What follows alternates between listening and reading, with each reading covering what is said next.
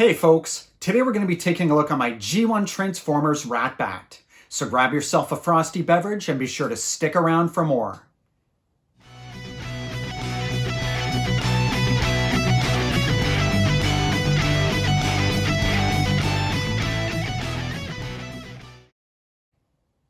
Hey guys, I'm here from Transformers and Video Games, and welcome back to the channel. As I mentioned in my intro, today we're going to be taking a look at my G1 Ratbat as part of my collector's guide to vintage 1980s Transformers. Ratbat was originally released from 1986 to 1987 by Hasbro and Takara, and even if you have a vintage version of the figure, there's a number of differences between production runs, some of which we'll take a look at in this video, including silver versus gold accessories, painted cassette details versus sticker details, among other things. Before we get into the review, if you're not already subscribed to my channel, please do me a big favor and hit that subscribe button, as well as the notification bell, so that you'll be notified of any new uploads on my channel. This doesn't cost you anything, but it helps the channel enormously. So without further delay, let's get into the review. Okay, so today we'll start off by taking a look at the packaging. In the Hasbro run of Generation 1 Transformers, Ratbat came as part of a 2-pack with Frenzy. Now, I'm referring to the blue one here, so if you're a fan of the 80s Sunbow television series, you'd probably correct me by saying that he came packaged with Rumble. As you can see, mine is a Japanese Takara specimen, so it was packaged on its own. In the upper right corner, it says D61, which is the figure's identification number. D stands for Destron. Now, for anyone new to vintage Transformers collecting, in Japan, the Decepticons were known as Destrons, and the Autobots were known as Cybertrons. If you are unfamiliar with the character and also unable to read the writing on the front of the card, another easy way to tell that this is a Decepticon is by the large Decepticon faction symbol in the upper right corner of the package. If you somehow missed that, there's also a smaller one on the chest of the illustration of the character in Bat mode. Speaking of the illustration, it's prominently displayed on the right side of the card. I think the artist has done a really nice job bringing Ratbat to life through the box art. This is something that G1 Transformers are very well known for. Here, Ratbat is seen in front of the classic G1 grid pattern. The yellow sunburst behind him helps make the illustration pop in contrast to the predominantly purple and black backdrop. This particular specimen comes packaged with gold accessories, also known as his radar-guided free electron laser thrusters. The Ratbat that we're going to be taking a closer look at in this video comes with silver accessories, since I'm not planning on opening this one up. In the bottom left corner of the packaging, it says Takara Co. Limited 1983, 1986 made in Japan, and in the bottom right corner it says Takara. Now let's flip it over and take a look at the back side of the packaging. One thing that I really like is the fact that they fit this beautiful iconic action scene in the upper portion of the card back. Here we see a classic battle between Trypticon and Metroplex, which is very reminiscent of the 80s G1 television series. If you look closely, you can also see a number of Scramble City combiners in the background, including Defensor, Superion, Menasor, and Bruticus, both in their combined modes and in their individual robot modes as part of their sub-teams, which are the Protectobots, Aerialbots, Stunicons, and the Combaticons. The Scramble City style combiners are very different from an OG style combiner like G1 Devastator, because Devastator could only combine in a very specific configuration, whereas with the Scramble City style combiners, you had a core center figure, but you could also switch the arms and legs freely between any other Scramble City style combiner. In the center of the card, we see the instructions for transforming the figure from microcassette mode into Bat mode. According to the instructions, it takes 4 steps in total, 3 steps to complete the transformation, and 1 to attach the accessories to his back. Ratbat was worth half of a robot point. Back in the 80s, these could be cut out, saved up, and used to purchase a wide array of mail-away Transformers, which was a very cool idea and a great way to generate more sales, since many of these mail-away Transformers figures, such as Reflector, the Omnibots, and the Power Dashers, couldn't be purchased at retail. Some of these figures have since seen modern-day releases, which is very cool and a great way to keep the memory of some of the more obscure characters alive. Along the bottom, we have the character's motto, bio, and tech specs. An English translation of his motto reads, "The road is my dinner plate," and his bio says, "Has no friends, only business partners. His only allegiance is to himself. Refuels by plunging his mecha fangs into new cars' gas lines. The better made the car, the better the gasoline tastes. Maximum flying speed, 65 miles per hour, carries 2 radar-guided free electron lasers that detect the presence of an object as small as a fly. Wings contain mechanical sensors for locating fuel sources. Has 1-foot wingspan that can enlarge to 10 feet. Wings are vulnerable to artillery."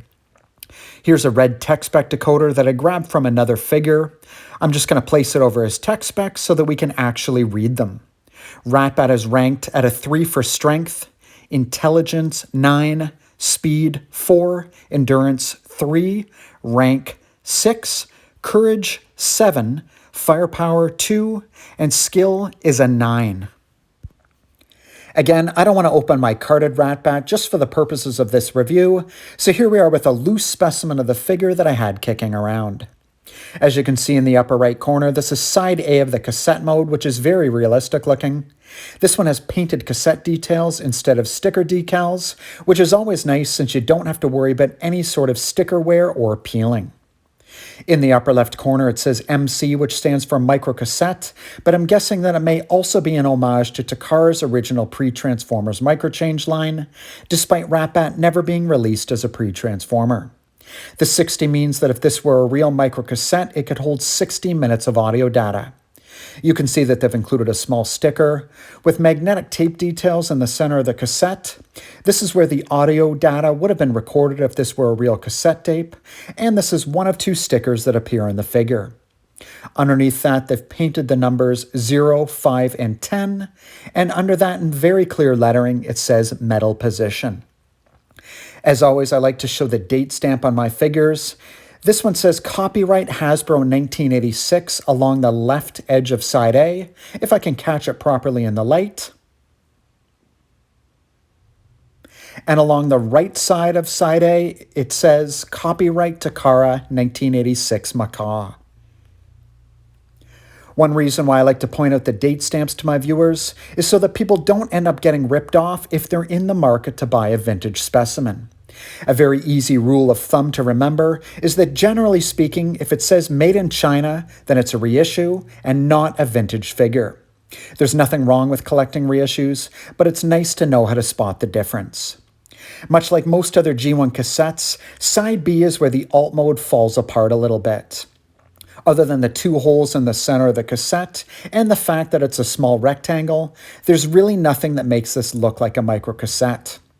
Along the upper side, you can see some pistons that have been molded in place and some panel line details on the left and right sides, but again, nothing that sells this as being a microcassette tape.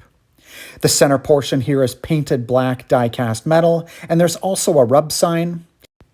Now, I'm a big fan of the rub sign versions of vintage Transformers, but as you can see, because it's so warm in the house, I didn't have to waste any time trying to activate it for the purposes of this review, which is funny because I was trying to activate it the other day and had absolutely no luck getting it to change colors.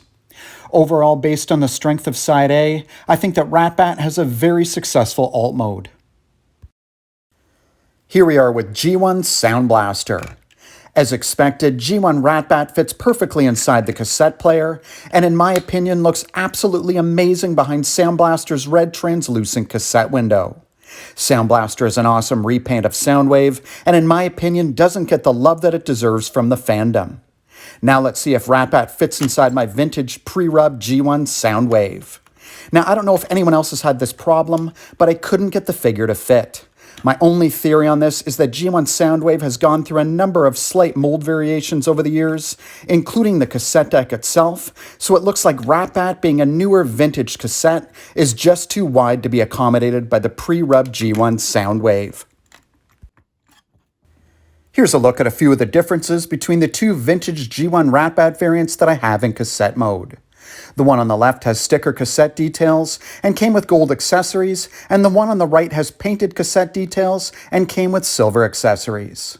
The placement of MC60 is in the bottom right corner on the sticker version and in the upper left corner on the painted variant.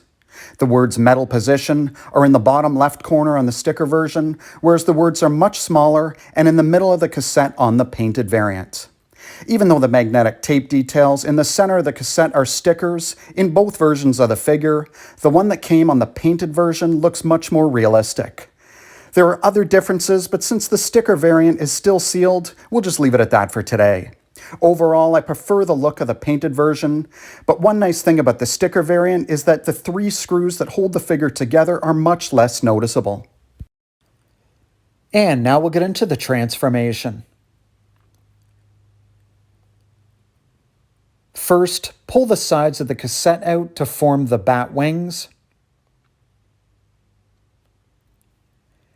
Then rotate the bottom sections of the cassette 90 degrees to reveal the feet. Next, rotate the upper section of the cassette 90 degrees to reveal the bat head. Then flip the bottom sections of the wings 180 degrees in order to fully extend them. Now this is a step that some people forget to do, but rotate the little bat claws out from the top of the wings. Then position the ears the way that you want them.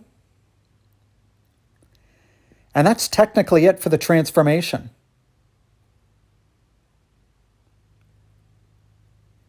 Now to complete the look, plug the 2 accessories into his back.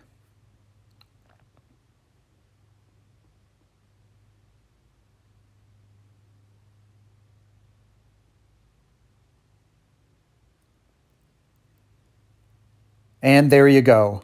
Overall, I would say that it's a pretty satisfying transformation considering the size of the figure. Here we are with the figure in robotic bat mode. One thing that I'll point out right away is that the little ears can break, or apparently they can pop off, so if you're looking for a G1 Ratbat on the secondary market, make sure that the one you're looking to buy has both ears in place. The front side of the figure is very successful as a mechanical bat. You can see that starting from the shoulder section, he has molded details of what almost appears to be an exoskeleton, along with other complementary panel line and circuitry details that really sell the bat mode. Ratbat has got a small head, but for its size, I think it's really effective. He has some painted gold eyes, and if you look closely, you can see that they've even molded a mouth and little mecha fangs that give him a very sinister appearance. His little feet provide the figure with excellent stability in bat mode, even if the wings aren't touching the ground, and if you look closely, you can see front claws that have been molded in place, which really help add to the realism of the bat mode. The backside of the figure honestly just looks like a cassette that's been stretched out, which is fair because as we just saw with the transformation, that's exactly what happened here. Having said that, most people are going to display the front side of Ratbat either standing on his own or perched on G1 Soundwave's arm, so the backside of the bat mode not looking particularly realistic is a pretty minor complaint, especially given the scale of the figure. Having said that, the radar-guided free electron laser thruster accessories add some much-needed bulk to Ratbat and at least conceal some of the cassette details. Overall, and based on the front side of the figure, Ratbat has a very successful bat mode. Here's a quick look at 3 figures that all share the same mold as G1 Ratbat. On the left, we have the Shattered Glass version. This blue repaint came with the Shattered Glass Soundwave vs. Blaster set. I actually used to have this set years ago, but sold it off and later just picked up the cassettes. In the middle, of course, we have the regular G1 Ratbat, which we're looking at in this video. Then on the right, we have Wing Thing. This orange repaint came with the Encore number 21 G1 reissue of Soundblaster. I actually really like Soundblaster, but passed on this particular set since I already had the Takara Transformers collection number 18 version of it. Again, I wanted the cassettes, so I picked them up separately on the aftermarket. Here are all 3 of them in robot mode. I think that they look great together and are a must-have if you love G1 style cassettes as much as I do. Leave me a comment in the comment section letting me know which of these 3 color schemes you prefer for G1 Ratbat. Okay guys, here we are with Ratbat back in its cassette mode, and I think I'm going to leave it at that for today. In conclusion, would I recommend adding a G1 Ratbat to your collection? I absolutely would. For its small size, this is a great little figure that has a very satisfying transformation, and let's face it, it's always nice to add another one of G1 Soundwave's minions to your collection. One bit of advice would be that if you're in the market for a Ratbat, I'd actually pass on buying the vintage version of the figure. Finding one that still has the bat ears intact and both accessories can be a very costly endeavor. Instead, I'd recommend getting the 2009 Encore reissue 4-pack of cassettes that came with Ratbat, Steeljaw, Slugfest, and Ramhorn.